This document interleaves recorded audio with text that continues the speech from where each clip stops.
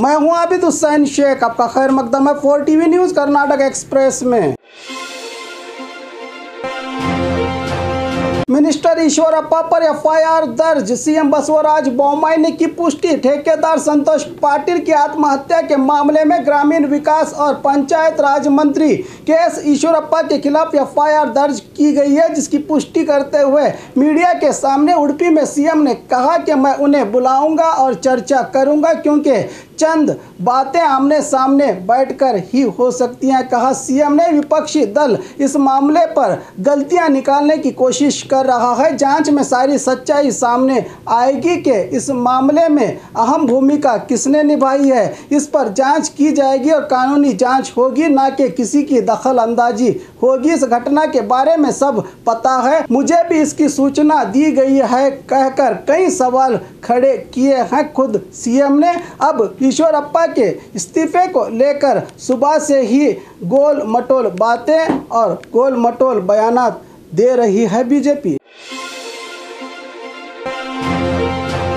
अब कुत्ते निभाएंगे रेलवे स्टेशन में सुरक्षा के काम। भारतीय रेलवे के बेंगलुरु डिवीजन में रेलवे रक्षा बल में सक्रिय स्नाइपर कुत्तों के लिए गोप्रो कैमरा लगाकर एक नए प्रकार की सुरक्षा जांच शुरू की गई है। राज्य की राजधानी में राज्य में यह पहला मौका है जब कुत्तों को सुरक्षा जांच के लिए कैमरा लगाया गया है। बेंगलुरु में Krantiveer Sangolli Rayanna, Dandu railway station, Yeshwantpur railway station पर काम करने वाले स्नाइपर कुत्तों से शुरू किया गया है ये जिम्मेदारी का काम। सुरक्षा की दृष्टि से ये कदम बहुत मददगार साबित होगा, क्योंकि गोप्रो कैमरा कुत्तों की पीठ पर लगाया गया है ताकि वीडियो और फोटोज आसानी से कैप्चर हो सके और कंट्रोल रूम से कंट्रोल कर सके।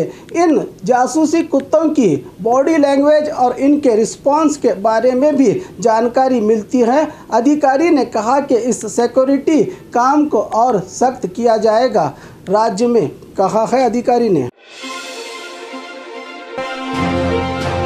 श्रीनगर में बीजापुर के योद्धा की गोली लगने से मौत। यह घटना जम्मू कश्मीर के श्रीनगर में घटी है, जहां बीजापुर के एक फौजी 28 साल दयानंद मल्लिकार्जुन पाटिल चरचान तालुका के लोनी बी के गांव के रहने वाले, जिनकी अचानक गोली लगने से मौत हुई है। पिछले 5 सालों से अपनी सेवा CSIF में अंजाम देते हुए कर्तव्य के दौरान कल शाम ये हादसा पेश आया है, जिसमें अचानक गोली लगने से दयानंद पाटिल की मौत हो गई। एक बेहद गरीब घराने से ताल्लुक़ रखने वाले दयानंद की फौज में भर्ती से घर में खुशियां लौट आई थी। इसके मरने की खबर से खानदान को बड़ा सदमा पहुंचा है। दयानंद की लाश कश्मीर से उसके गांव के लिए रवाना की गई है, जहां सरकारी आदर और सम्मान के साथ भारत के सरहदों की रक्षा करने वाले इस जांबाज सिपाही को अंतिम विदाई दी जाएगी।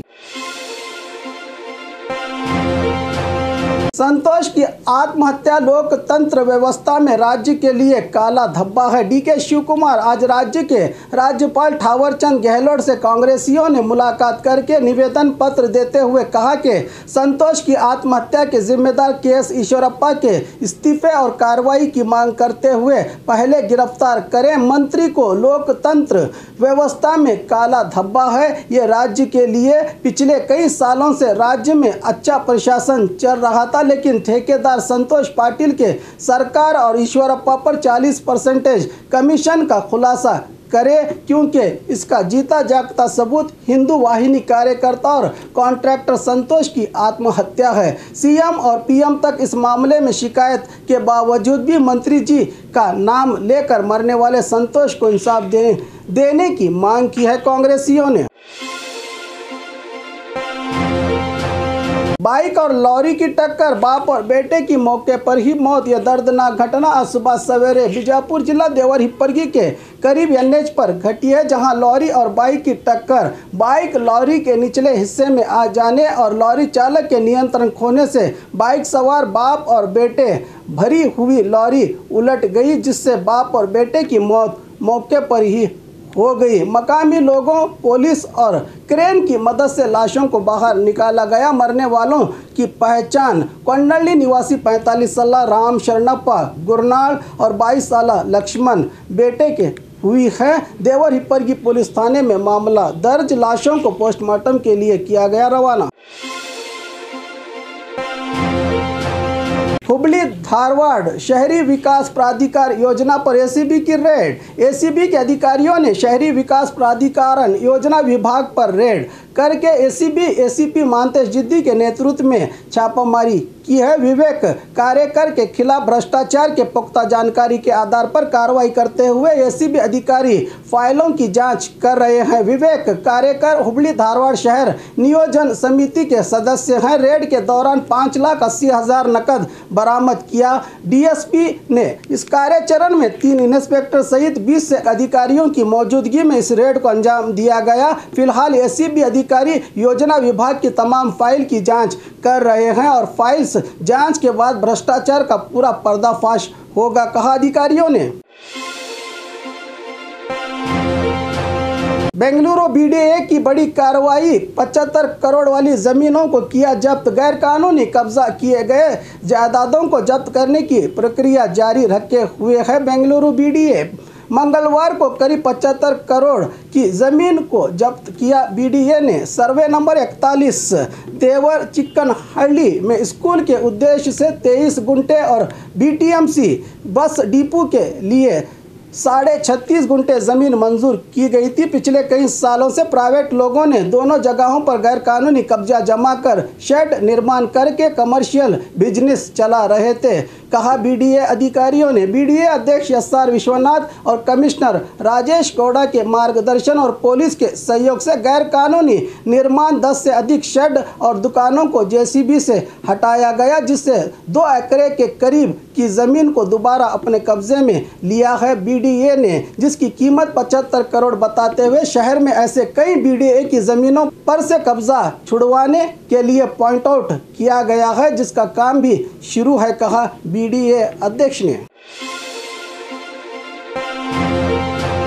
हनुमान उत्सव के लिए मुसलमानों को आमंत्रण पत्र, नफरतों के माहौल में भाईचारे और मोहब्बतों का पैगाम देने वाला भटकल का चन्नीपट्टन गांव, जहां हनुमान रथ उत्सव में हर साल मुसलमानों को आने का न्योता जैन समुदाय से बाकायदा आमंत्रण पत्र देकर किया जाता है और ये एक ऐसी परंपरा है जो सदियों से चली आ रही है। यही संदेश है कि भटकल से सभी धर्म गुरु उपदेश देते हैं कि तकरीबन 200 सालों से भटकल का ये इतिहास आज भी जिंदा है, जो नई नस्लों को आपस में जोड़े रखने के लिए बेहतरीन मिसाल है, कहा धर्म गुरुओं ने।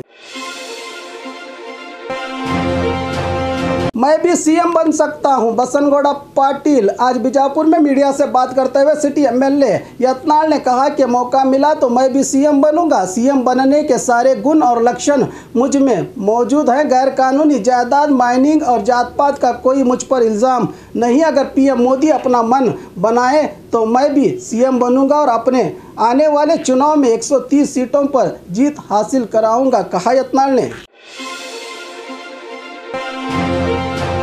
कचरे का ढेर गिरने से 2 की मौत, घटना बल्लारी के सोंडूर तालुका सुल्तानपुर गांव के करीब डंपिंग यार्ड की है, जहां जिंदाल फैक्ट्री के कैंपस में एक डंपिंग यार्ड में फैक्ट्री के कचरे का ढेर गिरने से 2 लोगों की मौत हो गई। पता चला है कि यह घटना उस वक्त घटी है जब गांव वाले एक सार्वजनिक शौचालय में लोहे का टुकड़ा खोले गए थे, तब डंपिंग यार्ड सहित एक विशाल कचरे का ढेर गिर गया, जिससे यह भयानक हादसा पेश आया।